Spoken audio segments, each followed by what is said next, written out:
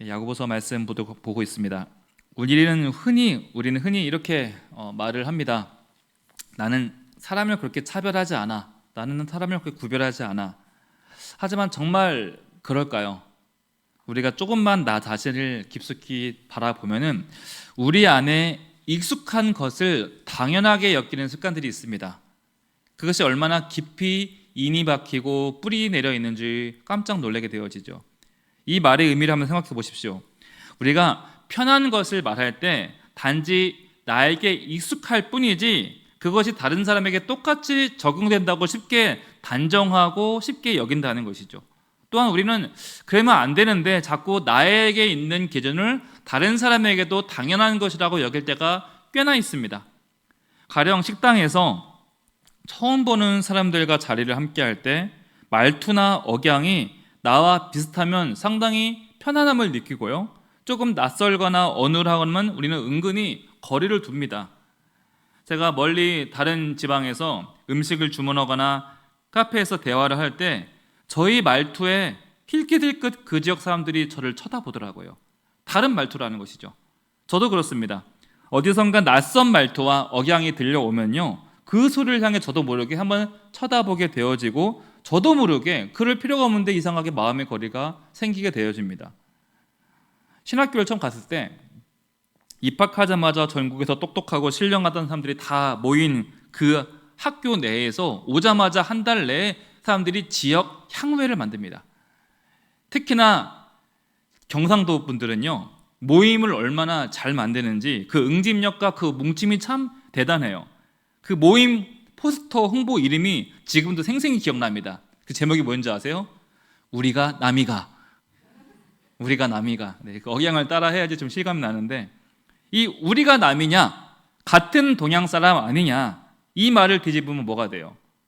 우리가 다른 지역 사람들과는 좀 더 다르게 살아가야 되지 않겠는가? 우리끼리 더 잘 뭉쳐야 되지 않겠느냐? 이 말을 하는 것이죠. 근데 이 교회 그룹 안에서도 나와 취향이 비슷한 사람이 있습니다. 말이 잘 통하는 사람이 있고 그 사람을 향해서는 우리는 꽤나 쉽게 문을 엽니다. 또한 그렇지 않은 사람에게는 마음의 문을 열지 않을 뿐더러 대화를 깊이 이어나가는 것이 쉽지 않다는 거예요. 이를테면 도시 한 교회 청년부 모임에서 몇몇 사람들은 꽤나 괜찮은 대학을 나오고 좋은 직장을 다니는 상태예요. 그런데 몇몇은 지금 취업을 준비하는 중이라는 것이죠. 그러면 이 두 부류 사이에 벽이 생긴다는 거예요. 서로 간에 마음을 안 열어요. 모여서 같은 성경을 보면서 성경 공부를 하고 나눔하는데 직장 먼저 들어가고 늦게 들어가가 뭐가 중요하겠어요? 어차피 다 들어갈 텐데. 그런데도 그 와중에 나뉘어집니다. 나의 생활 여건, 형편에 따라서 이상하게 우리는 나도 모르게 벽을 만든다는 거예요. 그 반대도 마찬가지입니다. 교회 내에서 취업 준비생이 훨씬 많으면요, 이미 취업한 사람들은, 이미 직장을 다니고 있는 사람들은 그 교회 다니기 힘들어해요. 어차피 본인들도 다 취업할 거면서 먼저 잘 되는 꼴을 못 보기 때문에 시기하고 질투하고 너희는 우리의 고민을 몰라, 이런 식으로 같이 있기를 힘들어하더라는 거예요. 그뿐도 아니죠. 옷차림이나 태도나 대화 방식, 여러 가지 가치관이 내가 평소에 접해오던 기준과 비슷하면 우리는 그것을 나와 비슷한 사람으로 정상으로 여길 것이고, 그렇지 않으면 저 사람 참 특이하다, 좀 나랑 코드가 맞지 않는 것 같다, 이렇게 단정하고 벽을 만든다는 것입니다. 이처럼 우리는 나에게 익숙한 것을 기준 삼아서 타인을 평가합니다. 그리고 이것을 차별이라고는 생각하지 않습니다.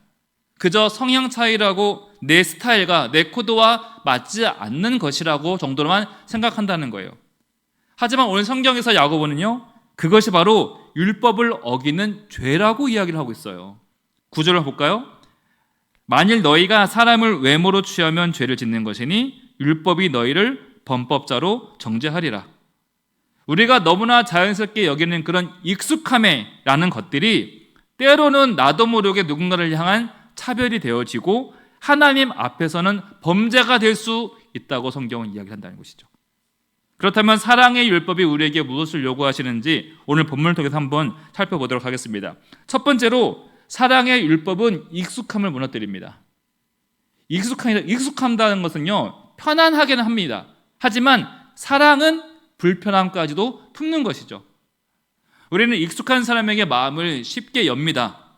말이 통하고 코드가 비슷하고 취향이 비슷하면 이상하게 부담이 없습니다.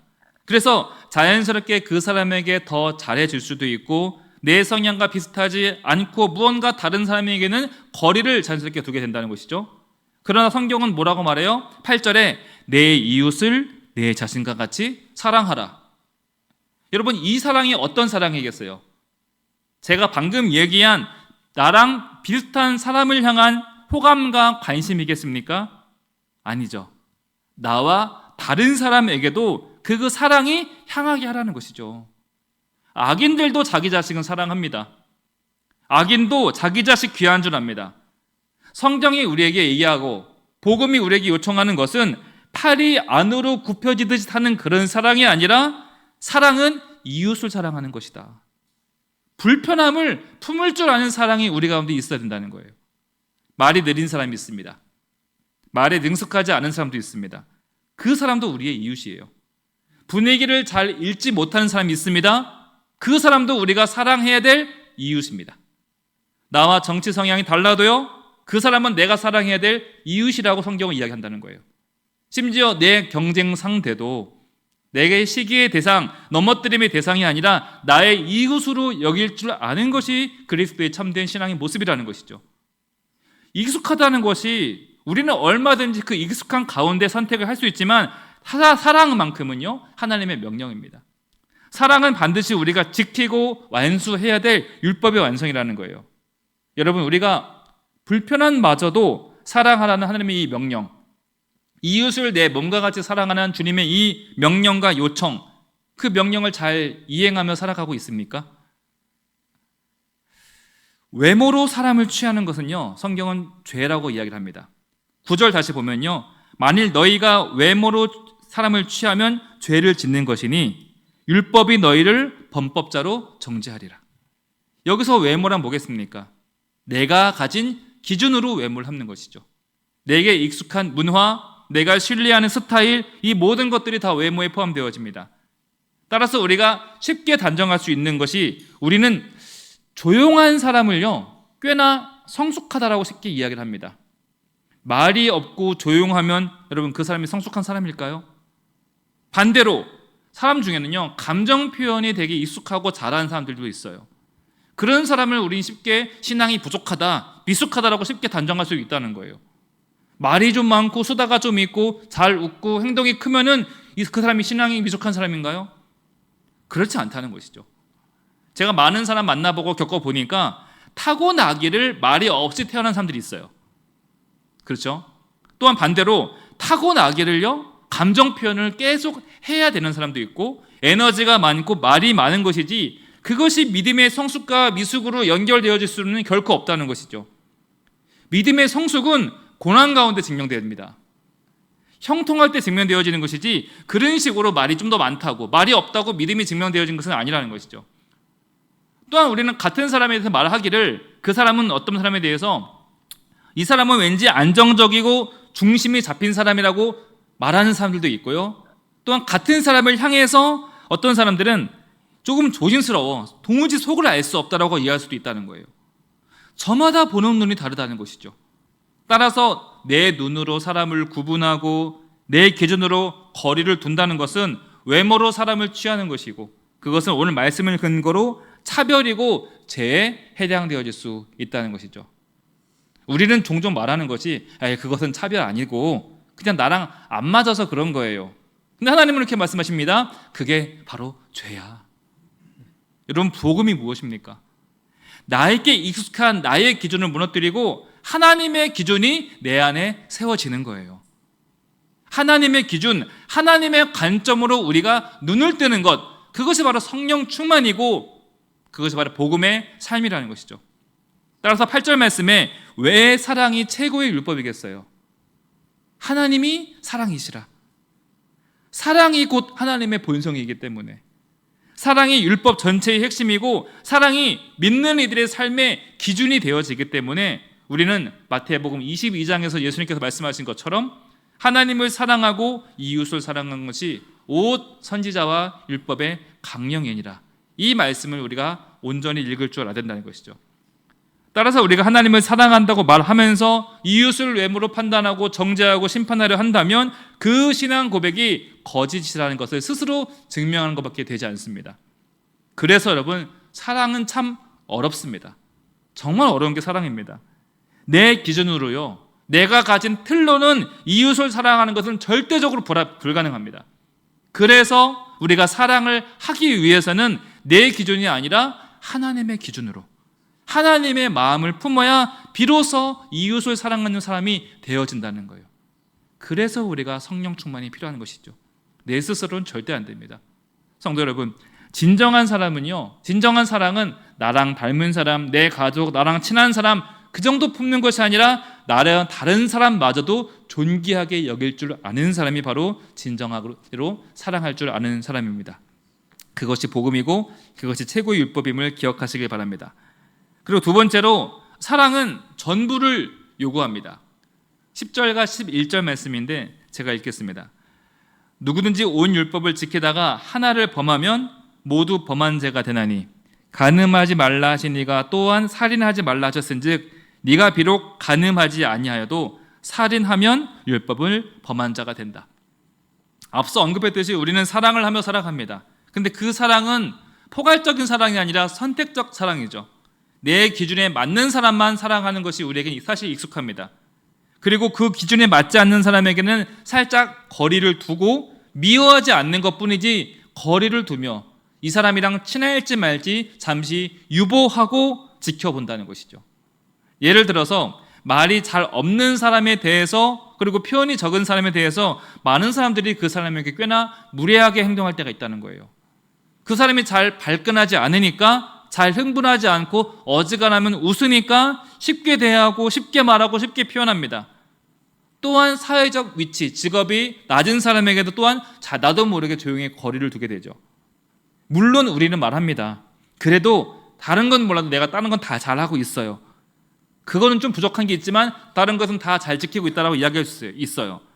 그러나 성경이 말하는 것은 10절, 온 율법을 다 지키다가 하나를 어기면 다 어긴 것이 된다.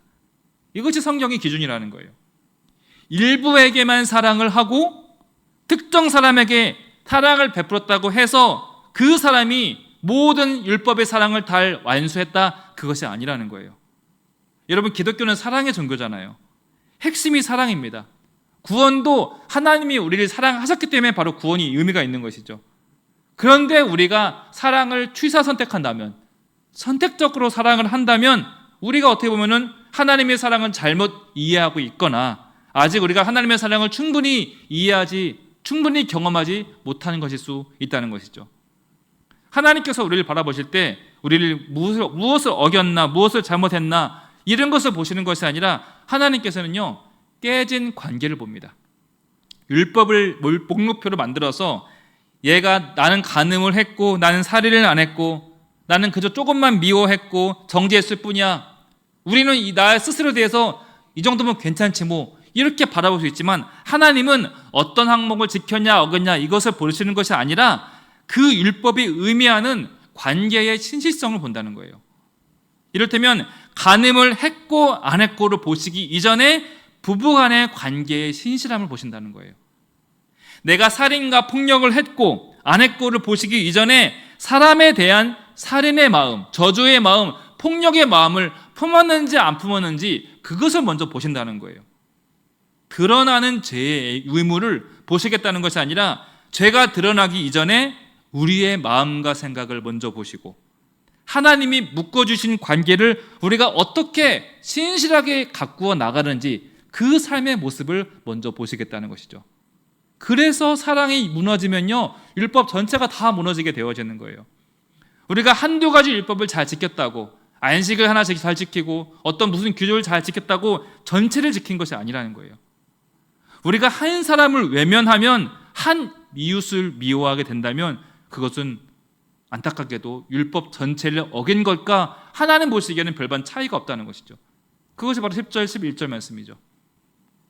마태복음 5장 44절에 예수님께서 말씀하시는 것이 내 원수를 사랑하고 너를 박해하는 자를 위해서 기도하라.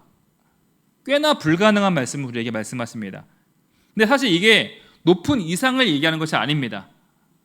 원수까지도 우리가 사랑하는 그 사랑에 포함시켜서 우리 인생에 구별되어지는 사랑, 제외되는 사랑이 없게 하라는 겁니다. 여기는 사랑하고 저기는 사랑하지 않고 이런 사랑을 하지 말라는 거예요. 차라리 원수까지 사랑을 해서 차별이라는 하나님께서 싫어하신 죄를 내 삶에 갖다 놓지 말라는 거예요. 왜냐하면 우리가 바로 그러한 사랑을 받았기 때문이죠. 우리가 자격이나 능력이 있어서 놀라운 택함을 받은 것이 아니고 깨끗해서 용서함 받은 것이 아니죠.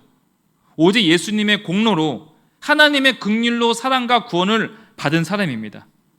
우리가 그런 무조건적인 사랑과 차별 없는 사랑을 받았기 때문에 우리도 일부만 사랑하는 것이 아니라 전부를 향한 사랑을 품으며 나아가자는 것이죠. 여러분 한번 나를 한번 되돌아보시길 바랍니다. 나는 사랑을 부분적으로 실천하고 있었던가? 아니면 한 주를 살아가면서 판단하거나 외면했던 적은 없었나? 우리가 주님의 자녀라고 말하고 성도라고 이야기를 하면서 하나님께서 말씀하시는 1인 복음의 요청에 어느 정도 순종을 한번 살아가고 있는가?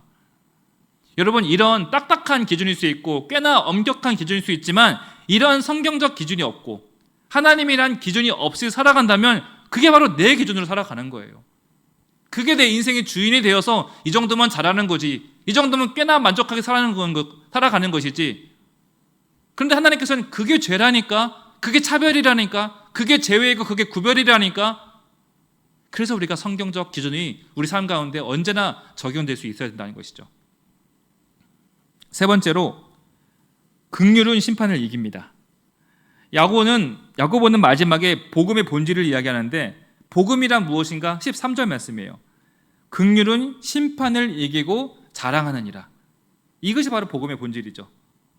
하나님께서 우리를 긍휼히 여기심으로 모든 심판을 덮어주신 것처럼 우리도 이웃에 대해서 자꾸 들춰내려 하지 말고 긍휼함으로 덮는 사람이 되라는 것이죠. 이것이 바로 복음의 본질 아니겠습니까? 예수님처럼 우리에게 십자가지라고 안 하십니다. 이웃을 위해 네가 대신 고난당해라, 손해봐라, 그렇게 큰 요구 어지간하면 안 하십니다.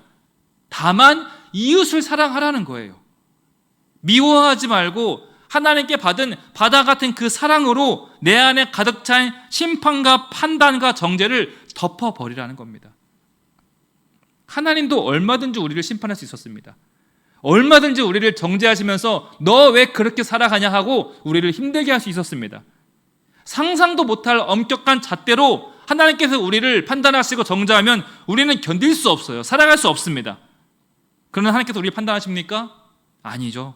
판단하지 않으시고요, 한이 없는 긍휼하심으로 우리를 덮으셨다는 거예요. 그러니 우리도 하나님의 그 긍휼하심의 마음을 따라서 이웃을 덮어주고 사랑하라는 거예요. 굳이 들춰내고 굳이 따져들고 굳이 지잡듯이 하지 말라는 것이죠. 13절 다시 보세요. 긍휼을 행하지 아니하는 자에게는 긍휼 없는 심판이 있으리라. 하나님은 우리가 얼마나 많이 알고 있는지, 어떤 지식을 가지고 있는지 안 물어보십니다. 그러나 이건 물어보세요. 긍휼을 받은 자로서 너희가 긍휼을 흘려보내고 있는지, 그것만큼은 보신다고 하십니다. 우리 안에 하나님의 긍휼이 여전히 흘러가고 있는지 살아있는지 그것만큼은 보시겠다는 거예요. 그리고 그 긍휼이 없으면 긍휼 없는 심판이 우리에게 있을 것이다. 우리가 예배는 잘 드리지만 낮은 자에게 눈을 돌리지 않는다면, 내 기준에 맞지 않는 사람에게 마음을 닫아버린다면 여러분, 그 신앙은 어떻게 보면 긍휼이 없는 신앙이라고 말할 수 있는 것이겠죠. 나는 정당하게 말한 거야, 나는 할 말 한 거야, 왜 나만 그래야 돼? 저 사람도 변해야지. 그럴 때마다 성경은 물어본다는 거예요. 그게 긍휼의 관점이었느냐? 그게 사랑이었냐?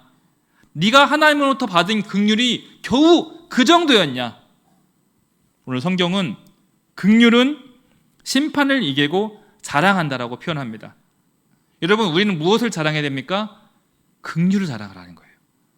내 안에 있는 긍휼이 심판과 허물과 죄를 이길 수 있도록 늘 날마다 긍휼을 자랑하시길 축복합니다. 따라서 이 긍휼은 선택이 아닙니다. 구원받은 자에게 나타나는 필연적인 증거라는 거예요. 마태복음 18장에 예수님께서 비유로 말씀하시는 것이 1만 달란트 탕감받은 종이 자기 종에게 가서 자기에게 빚진 자들에게 가서 그 돈을 갚으라고 100데나리온 갚으라고 따져들고 그렇게 하죠. 그 모습을 본 주인이 분노하며 그를 심판했다는 비유가 나옵니다. 우리가 바로 1만 달란트 받은 종이라는 인식을 가지라는 것이죠. 따라서 우리에게 실수한 사람들, 우리에게 잘못한 사람들 있습니다. 그러나 그럼에도 불구하고 긍휼함으로 내가 1만 달란트 탕감 받은 자로서의 그 은혜를 누리며 살아가라는 거예요. 이것이 우리에게 신앙이 있는가 없는가, 긍휼이 있는가 없는가를 바라보시는 하나님의 돋보기가 될 수 있다는 것이죠. 여러분, 하나님이 덮어놓으신, 하나님이 그 사람을 향해서 덮어놓으시고 긍휼로 용서해 주신 그 사람에 대해서 우리가 굳이 들춰내고 따져들고 정죄하고 그런 어리석음에 절대로 빠지면 안 된다는 것이죠. 하나님이 그 사람에 대해서 묻지 않고 계시는데, 하나님도 그 사람을 구별하지 않으시고 차별하지 않는데 내가 들춰내고 내가 차별하는 죄를 결코 우리는 범해서는 안 된다는 것입니다. 따라서 결론입니다. 우리가 오늘 말씀을 통해서 세 가지를 살펴보았는데, 첫 번째, 우리가 익숙한 것을 내가 기준 삼으면 안 된다는 것이죠. 우리는 판단하는 사람이 아닙니다. 하나님께서도 판단할 수 있으시지만 하나님도 그저 긍휼함으로 모든 것을 덮으셨습니다. 그리고 두 번째, 사랑을 선택적으로 실천했던 것은 아닌지 되돌아볼 줄 알아야 됩니다. 그리고 마지막으로 내가 긍휼 없는 신앙생활을 해온 것은 아닌지, 내 안에 여전히 하나님이 원하시는 긍휼함이 살아있는지 그것을 점검하는 저와 여러분 되시길 축복합니다. 따라서 오늘 이 말씀 앞에서 우리의 삶의 신앙 태도, 삶의 기준이 새로워졌으면 좋겠습니다. 나에게 익숙한 것들, 나에게 편한 것들을 이제 그만 내려놓고 나에게 불편하게 대했던 그 사람마저도 사랑할 줄 아는 저와 여러분 되시길 축복합니다. 그것이 바로 살아있는 믿음이고 복음을 증거하는, 복음을 증명하는 바른 신앙일 것입니다. 여러분들의 삶의 자리에서 언제나 다른 것보다 긍휼을 자랑하고 내가 얼마나 큰 사랑과 은혜와 긍휼을 받았는지 그 긍휼을 자랑하고 내 삶에 긍휼이 생생히 살아있게 살아가는 저와 여러분 되시길 주님 이름으로 축복합니다.